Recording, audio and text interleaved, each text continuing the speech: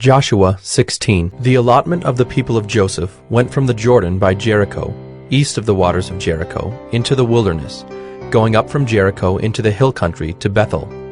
Then going from Bethel to Luz, it passes along to Ataroth, the territory of the Archites. Then it goes down westward to the territory of the Japhletites, as far as the territory of Lower Beth-horon, then to Gezer, and it ends at the sea.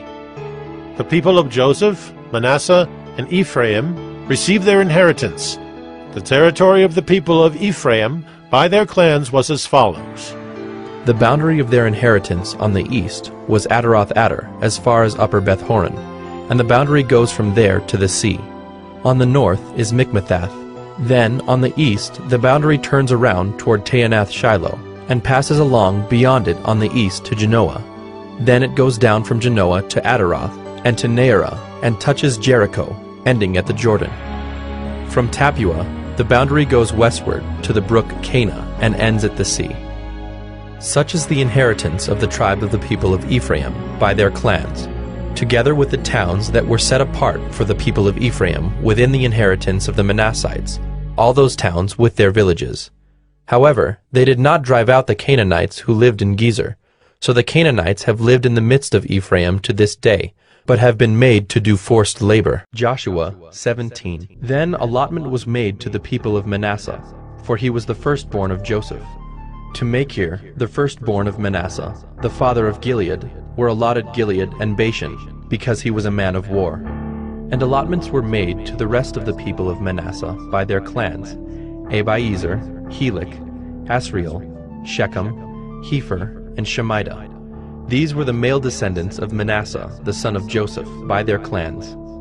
Now Zelophehad, the son of Hepher, son of Gilead, son of Machir, son of Manasseh, had no sons, but only daughters, and these are the names of his daughters: Mahlah, Noah, Hoglah, Milcah, and Tirzah. They approached Eleazar the priest, and Joshua the son of Nun, and the leaders, and said, "The Lord commanded Moses to give us an inheritance along with our brothers." So according to the mouth of the Lord, he gave them an inheritance among the brothers of their father. Thus there fell to Manasseh 10 portions, besides the land of Gilead and Bashan, which is on the other side of the Jordan, because the daughters of Manasseh received an inheritance along with his sons. The land of Gilead was allotted to the rest of the people of Manasseh. The territory of Manasseh reached from Asher to Mikmethath, which is east of Shechem. Then the boundary goes along southward to the inhabitants of En-Tappuah. The land of Tappuah belonged to Manasseh, but the town of Tappuah on the boundary of Manasseh belonged to the people of Ephraim. Then the boundary went down to the brook Cana. These cities, to the south of the brook, among the cities of Manasseh, belonged to Ephraim. Then the boundary of Manasseh goes on the north side of the brook and ends at the sea. The land to the south being Ephraim's, and that to the north being Manasseh's, with the sea forming its boundary. On the north, Asher is reached, and on the east, Issachar. Also in Issachar, and in Asher, Manasseh had Bethshean and its villages, and Ibleam and its villages, and the inhabitants of Dor and its villages, and the inhabitants of Endor and its villages, and the inhabitants of Taanach and its villages, and the inhabitants of Megiddo and its villages. The third is Naphath. Yet the people of Manasseh could not take possession of those cities, but the Canaanites persisted in dwelling in that land. Now when the people of Israel grew strong, they put the Canaanites to forced labor, but did not utterly drive them out. Then the people of Joseph spoke to Joshua, saying, "Why have you given me but one lot, and one portion as an inheritance, although I am a numerous people? Since all along the Lord has blessed me." And Joshua said to them, If you are a numerous people, go up by yourselves to the forest, and there clear ground for yourselves in the land of the Perizzites and the Rephaim, since the hill country of Ephraim is too narrow for you. The people of Joseph said, "The hill country is not enough for us. Yet all the Canaanites who dwell in the plain have chariots of iron, both those in Bethshean and its villages, and those in the valley of Jezreel."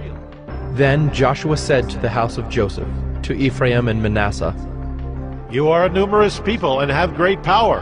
You shall not have one allotment only, but the hill country shall be yours. For though it is a forest, you shall clear it and possess it to its farthest borders. For you shall drive out the Canaanites, though they have chariots of iron, and though they are strong.